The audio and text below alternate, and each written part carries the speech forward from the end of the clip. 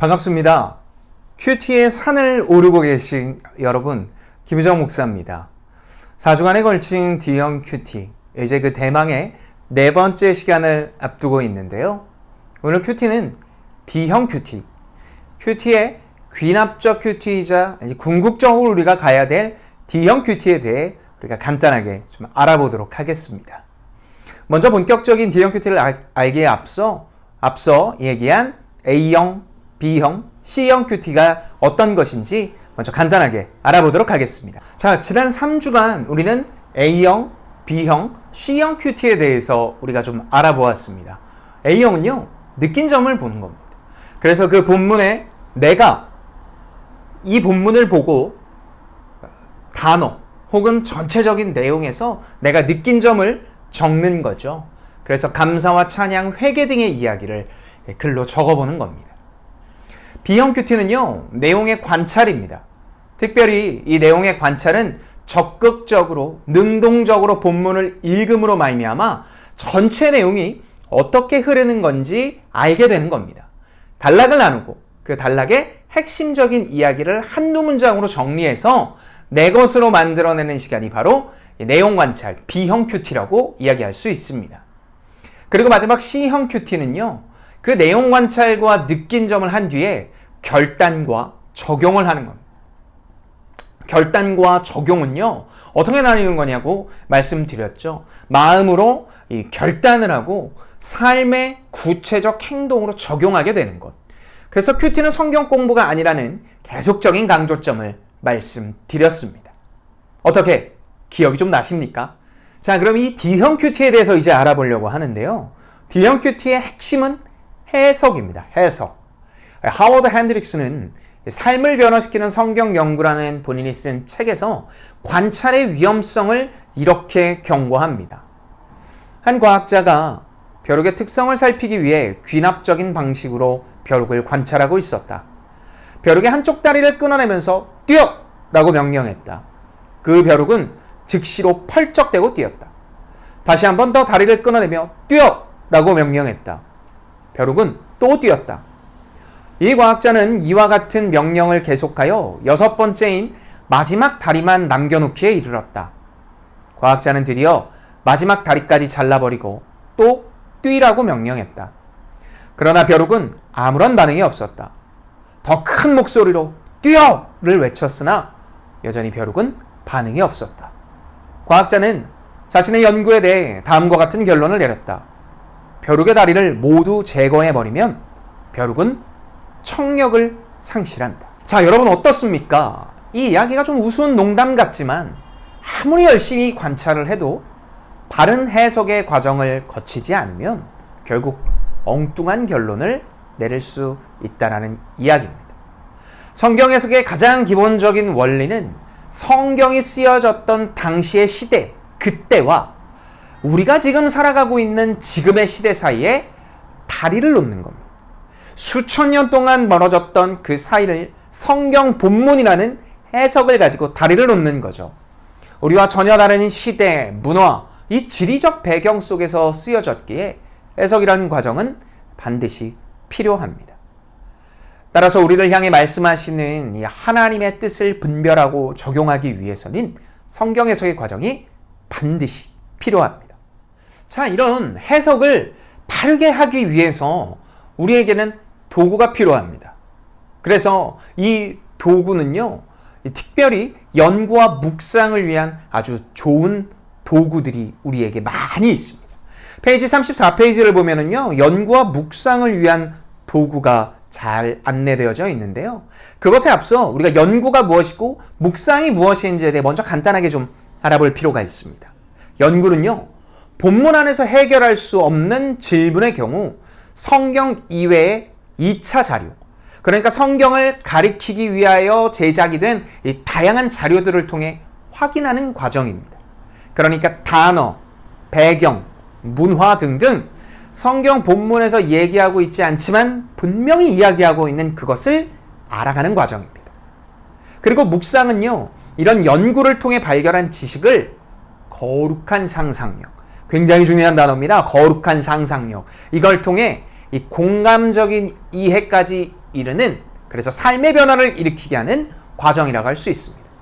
그래서 이 D형 큐티의 핵심인 연구와 묵상, 연구는 배경과 지식과 단어들의 이 모든 것들을 깨닫고, 묵상은 그것을 거룩한 상상력을 통해 공감적 이해까지 이르게 하는 것을 이야기합니다.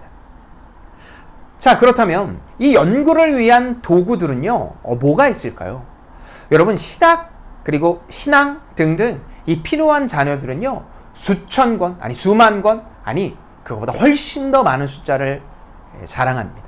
그러나 이 모든 걸 우리가 다 가지고 할 수도 없죠. 그래서 저는 여러분에게 몇 가지 제안할 수 있는 귀한 도구들을 이야기하려 합니다. 먼저 단어 연구에는요, 이 성경사전, 특별히 새 성경사전이라는 것을 많이 추천합니다. 왜냐하면 이 영어가 아닌 한글 성경이 어려운 이유는요, 단어 뜻을 바로 파악하기가 어렵기 때문입니다. 그래서 이 의미를 잘 설명해 놓은 새 성경사전이 여러분에게 아주 좋은 도구가 될 것입니다. 자, 단어 이외의 배경과 다양한 것들을 보기 위해서도 또 다른 연구 자료들이 필요한데요. 이 지명과 지리 연구는요, 성령 지도라는 것들이 있습니다. 그래서 성경 지도책을 가지고 지금 이 본문이 일어나고 있는 배경과 지역을 볼 필요가 있습니다. 마지막으로 배경 연구에 관해서, 그리고 성경 신학적인 이 구체적인 내용들을 좀 알기 원하는 자료들이 있는데요. 출판사 IVP에서 나온 이 성경 사전과 그리고 성경 배경 주석, 이것들을 여러분이 활용을 한다면 여러분의 큐티, 특별히 연구 부분이 어렵지 않게 잘 이루어지리라 생각합니다. 그런데 여기서 문제점이 있습니다. 보통 이 책들이요, 1000페이지가 넘어가는 아주 굵은 책이에요. 여러분이 직장을 다니고 학교를 다니는데 1000페이지짜리 책을 한두 권도 아니고 3-4권씩 들고 다닐 수 있겠습니까? 요즘 같은 시대에 PDF나 이북이 있기도 하지만 사실 신학적인 서적은 그렇게 이북이 많지도 않거든요. 그래서 제가 여러분에게 정말 좋은 팁 하나를 알려드리겠습니다. 네이버에 들어가면은요, 여러분이 라이프 성경사전이라는 내용이 들어와 있습니다. 이 라이프 성경사전은요, 우리가 가지고 말씀드렸던 새 성경사전, 배경 주석, 성경 지도와는 조금 다르지만 아주 핵심적인 내용을 잘 정리해 놨습니다. 그래서 네이버에 여러분이 궁금한 신학적인 단어들, 할렐루야, 예루살렘, 임마누엘 등등 이런 것들을 치면 바로 네이버에서 인지를 해서 라이프 성경사전의 단어의 해석이 뜰 수 있게끔 되어져 있습니다. 그래서 저는 여러분에게 네이버 라이프 성경사전을 많이 추천합니다. 궁금한 것이 있다면 언제든지 거기에 쳐서 여러분이 알 수 있는, 그래서 연구에 도움이 될 수 있었으면 좋겠습니다. 이렇게 연구를 마치고 나면 우리에겐 묵상이라는 이 거룩한 상상력을 가지고 우리의 삶에 변화를 이끄는 이 묵상의 시간이 남아 있습니다. 이 묵상은요, 내가 지금까지 연구한 것을 가지고 생각하는 겁니다. 그런데 여러분, 생각한다는 게 자기 소견대로 옳게 행동할 수 있거든요. 그래서 이 생각의 방법이 있습니다. 첫째, 성경의 인물이 되어보는 겁니다. 상상력을 발휘하여 내가 등장인물이나 저자 혹은 1차 수신자, 편지나 글이 쓰여진 1차 목적에 맞춰진 사람들의 입장이 되어 서보는 겁니다. 예를 들면 사도 바울이 로마 교회를 향해 쓰고 있죠. 그게 바로 로마서입니다. 그럼 내가 사도 바울이 되어보기도 하고요, 내가 로마 교회의 성도들이 되어보기도 하는 겁니다. 또 반대로 이 복음서 같은 경우에 내가 직접 예수님처럼 생각하고 그 마음으로 본문을 바라보는 이 공감적 이해를 해볼 필요가 있습니다. 두 번째는요, 저자의 의도를 추론해 볼 필요가 있습니다. 성경의 유기적 영감, 하나님께서 인간에게 쓰게 하셨지만 모든 것들이 지식과 배경과 문화를 가지고 하나님께서 총체적으로 영감을 주셨다라고 이야기를 하는 이 성경의 유기적 영감을 믿는다면 성경 저자의 의도는 곧 성령의 의도가 됩니다. 즉, 하나님이 무엇을 왜 말씀하시는가를 파악하기 위해서는 이 성경의 저자가 왜 이렇게 기록했을까라는 질문을 하게 되는 거죠. 바로 이런 추론이 우리에게는 필요합니다. 묵상 방법의 세 번째로요. 하나님의 섭리를 추론할 수 있어야 됩니다. 하나님의 큰 그림 안에서 어떤 의미를 가지는지 생각해 보는 겁니다. 작게는 앞뒤 문맥, 조금 더 넓게는 성경 66권의 맥락 혹은 교회사적 혹은 세계사적 맥락까지 동원해서 큰 틀 안에서 묵상을 해보는 겁니다. 그러니까 내게 능력 주시는 자 안에서 내가 모든 것을 할 수 있다는 그 내용이 빌립보 교회를 위한 겁니다. 빌립보 교회는 어떤 교회였는지, 그리고 그 빌립보 교회를 통해 하나님께서 거시적인 큰 관점 안에서 무엇을 하고 계시는지에 대해 고민하면서 그것이 힘이 무엇이고 나는 누구이며 내가 그것을 어떻게 해야 될지 추론해 보는 겁니다. 바로 이것이 묵상의 세 가지 방법이라고 이야기할 수 있습니다. 자, 이렇게 연구와 묵상을 하고 난 뒤 우리가 해야 될 것은요, 보편타당한 신앙의 원리를 명제화시킬 필요가 있습니다. 이 과정이 왜 필요하냐면요, 성경은 지금 시대가 아닌 이전 시대, 수천 년 전에 주어진 하나님의 말씀이기 때문입니다.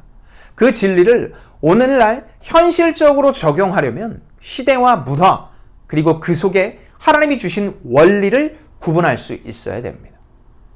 이것을 구분하지 못하면 참 안타까운 일들이 생기죠. 텍스트 페이지 36페이지에 보면 그 우와 그리고 잘된 것들이 나와 있는데요. 잘된 것들을 먼저 보면 이렇게 되는 겁니다.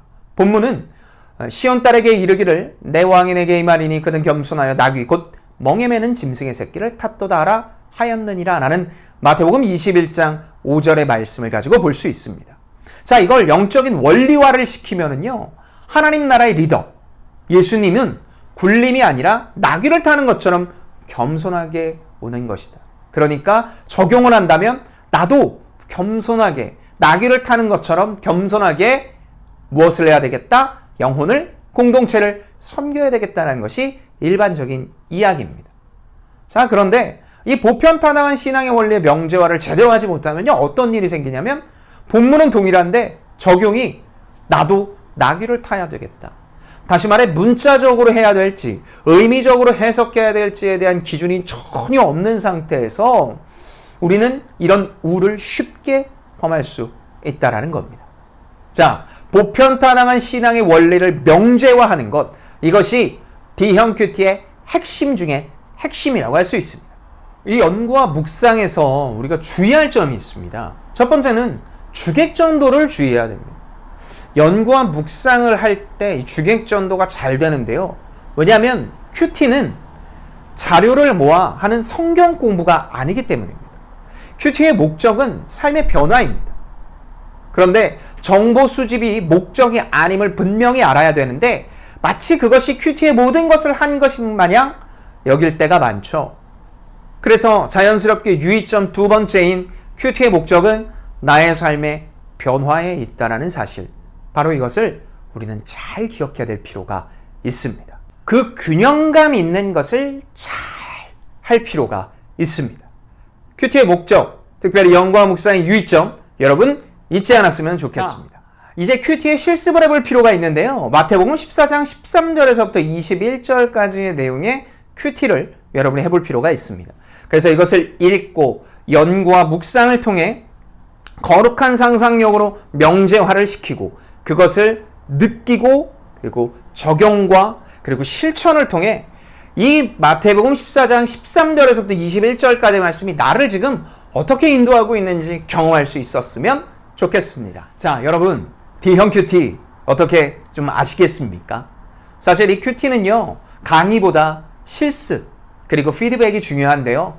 그런 것들을 좀 더 원활하게 잘 한다면 여러분이 이 큐티라는 산을 오르는데 조금 더 쉽고 용이하지 않을까 싶습니다.